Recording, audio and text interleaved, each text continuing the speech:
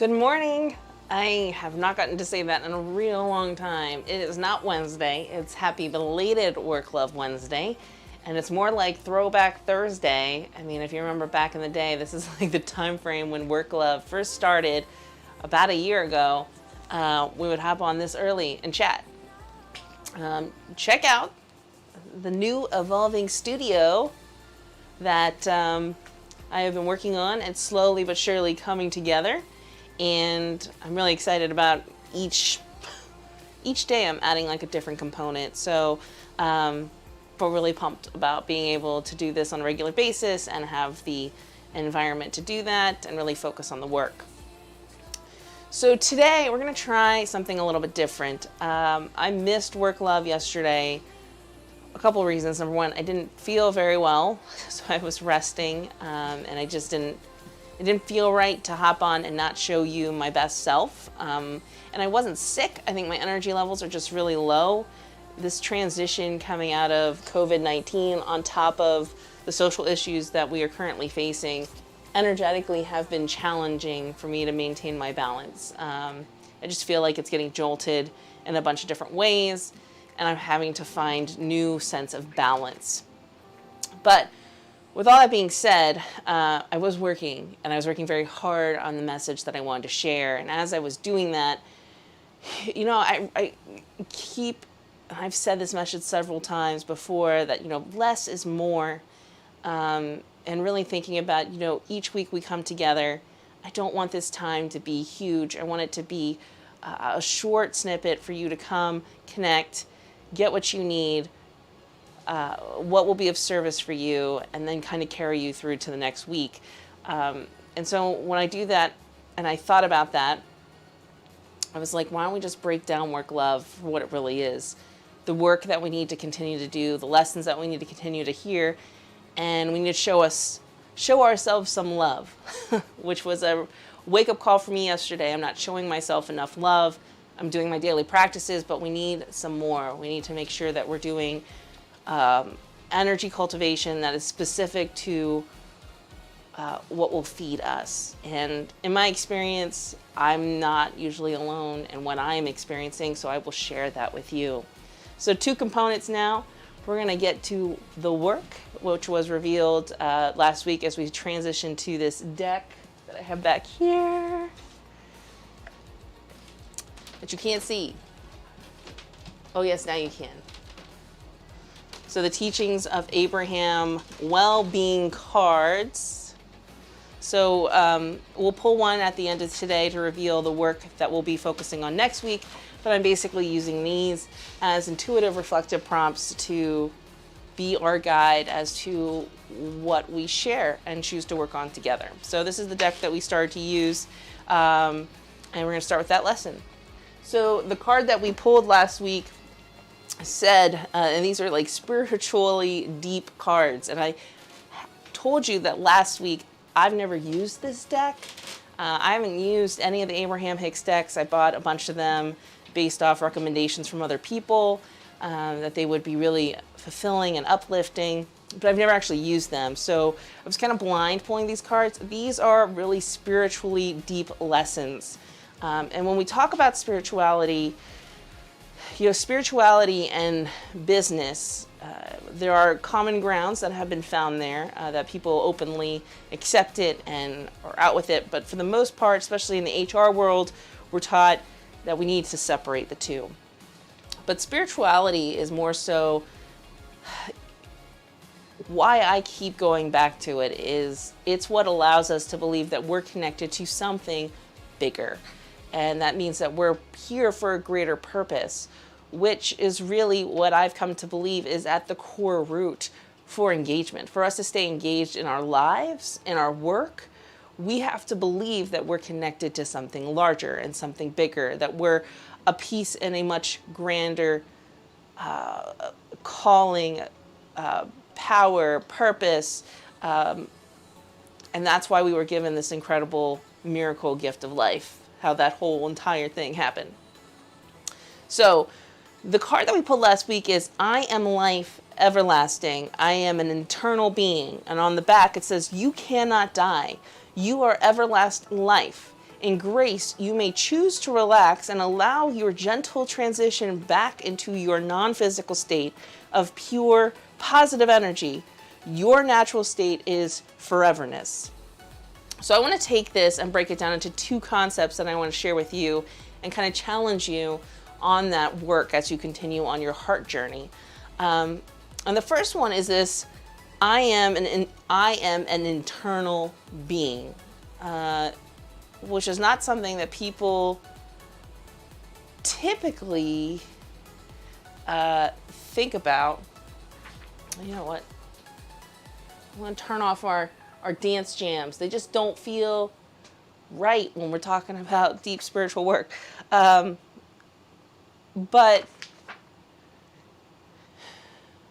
this idea of eternal life, I think sometimes, or I shouldn't say sometimes, would have been more abstract for me if it wasn't for the current circumstances that we're going through.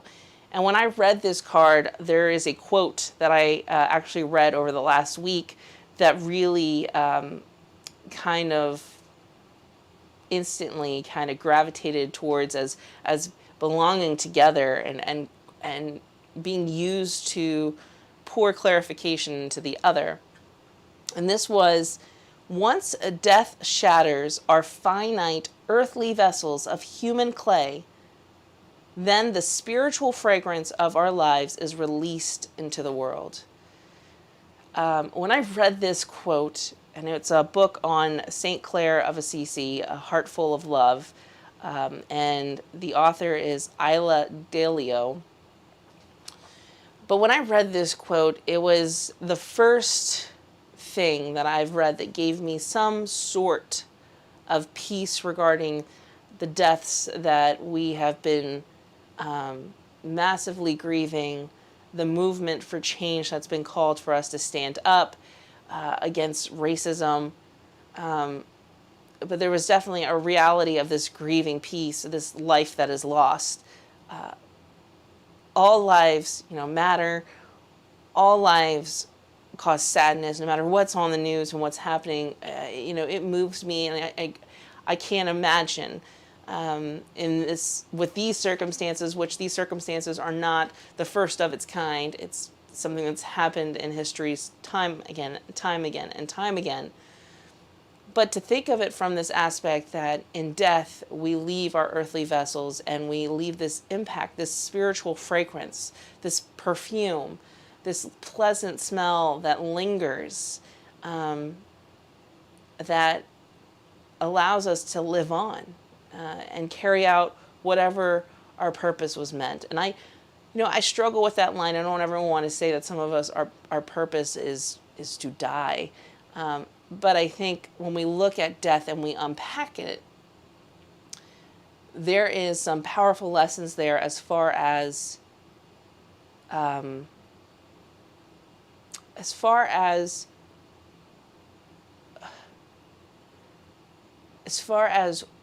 when a death occurs, the ripples that it sends forth, and the powerful ripples that the deaths that we've recently experienced, George Floyd, Breonna, those have left their spiritual fragrance, their perfume, that have inspired others, that have awakened more. And I have to believe that with each death, each injustice that happens towards the Black community, that there is just a little more education, a little more people waking up and realizing the magnitude of the injustice that has been happening. And a little more people saying, enough is enough. But when we think about this, this eternal life concept, it really changes our perspective on the end, when life is over, and that we have to make everything happen in this time. We can spend our moments being present, doing the best that we can, knowing that even beyond death, we will carry out our purpose, our mission, whether that purpose is some huge professional calling that you're going after, whether your purpose is to take care of your children and your family. And I've seen it time and time again that even when we are dealing with death, the purpose the intentions of that loved one have been carried on. And the death has sent these powerful ripples of growth for those that needed it to step up and be what they needed to be to help heal our world, to help end the suffering. And this is, I recognize this is deep. But I felt compelled to share it with you because it is the way that I am processing my grief, and everyone does it differently. It's also how I have been, the state that I've been when I've been meditating and really trying to listen as to how I'm called to show up and when I'm called to share. And this is something that I felt compelled to share. The second thing that's in there is the non-physical state of pure positive energy. Allow your gentle transition back into that non-physical state. So once again, this is something that resonated with something that I've been reading. So for my own personal spiritual development, and I've been diving into the saints and some Christian mystics. My most recent read right now is a book called The Illuminations of Hildegard of Hildegard by Matthew Fox. And so Hildegard's illuminations are the primary focus of this book. And what those are basically her experiences with spirit when she's had a divine connection. And as I've been reading this book, these illuminations, these experiences are those key points that I've experienced when I live this thing that I call a connected life. And no matter what your belief system is, whether you want to say spirit is Holy Spirit, divine, God, once again, believing that you're connected to something bigger, you have these moments where you connect with whatever that bigger is, whether it's universe, however that you articulate that. And I have to believe that if you are watching this, if you follow any of my work, that you have that belief that you're part of something bigger, that there is something bigger out there, however you're able to articulate that. Even if you won't openly say that, the fact that you keep listening, you're feeling a stirring, you're feeling something happening that's telling you there's something more. And we hear that all the time, there's something more. Rachel Hollis has built a whole brand around it, of that you're made for more. And yes, she's a Christian author. I can tell you there's a lot of people that have gone to her that did not realize that she's a Christian author, but the verbiage is resonating with her.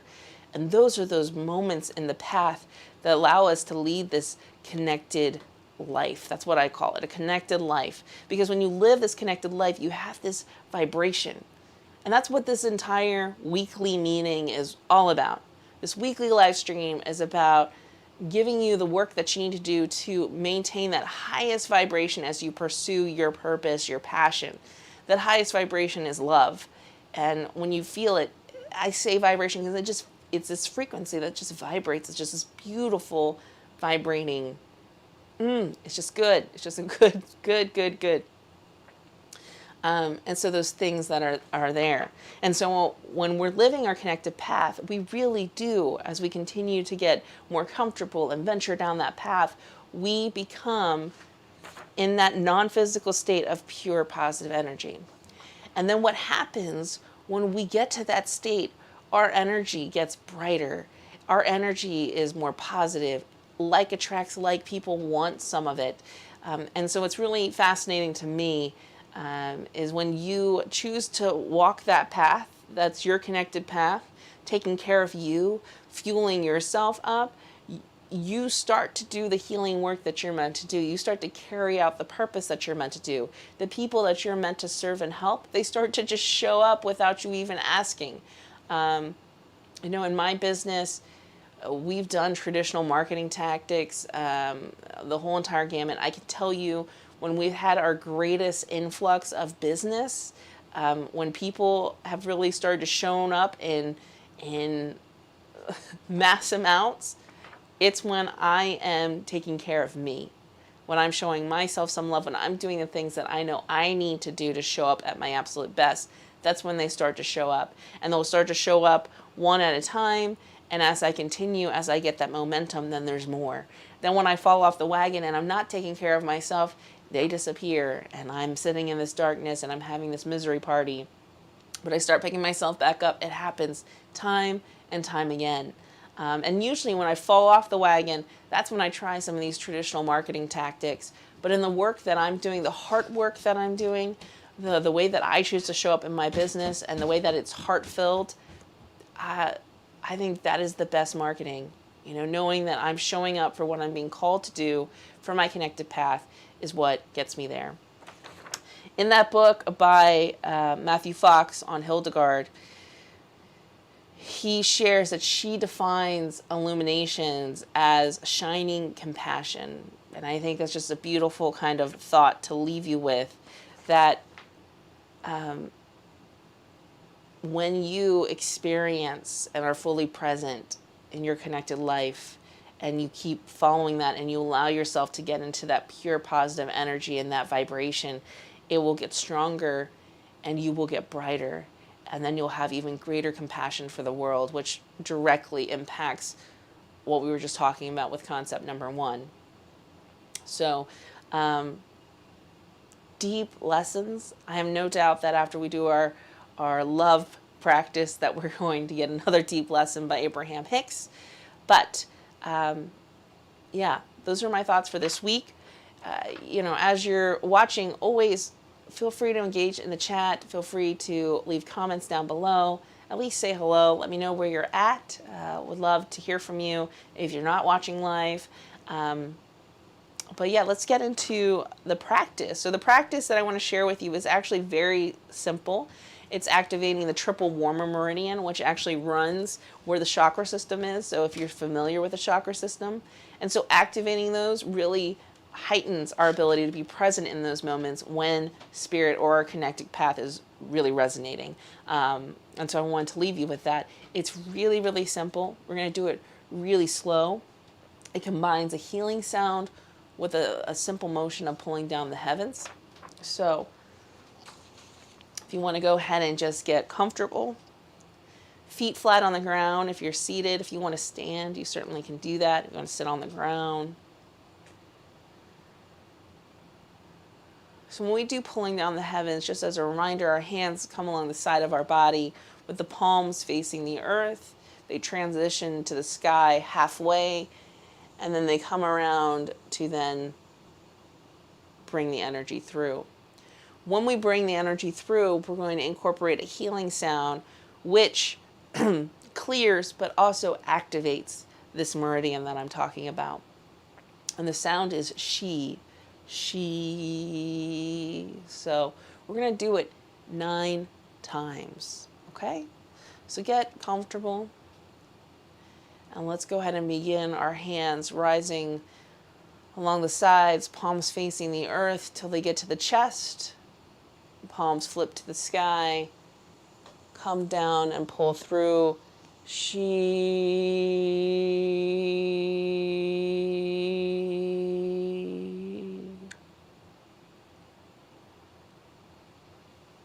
Second time.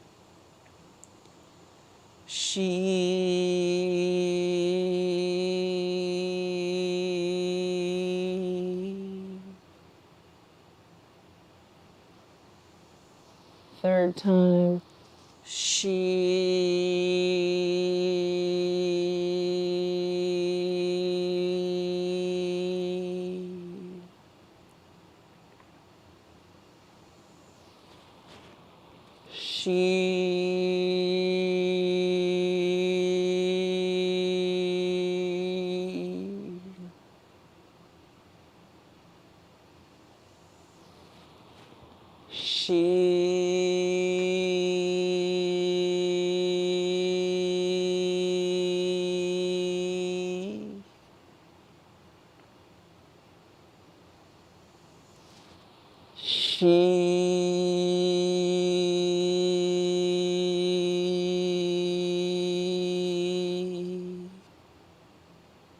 Final 3.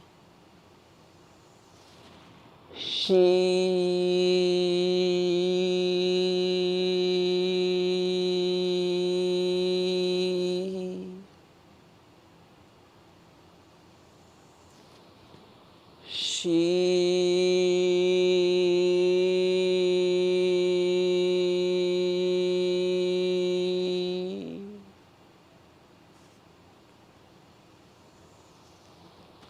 one.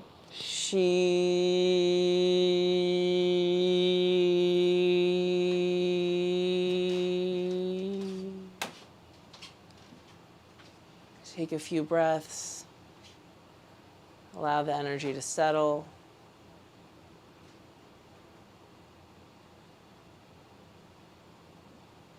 When you're ready, you can open your eyes. All right. We're going to close by pulling a card.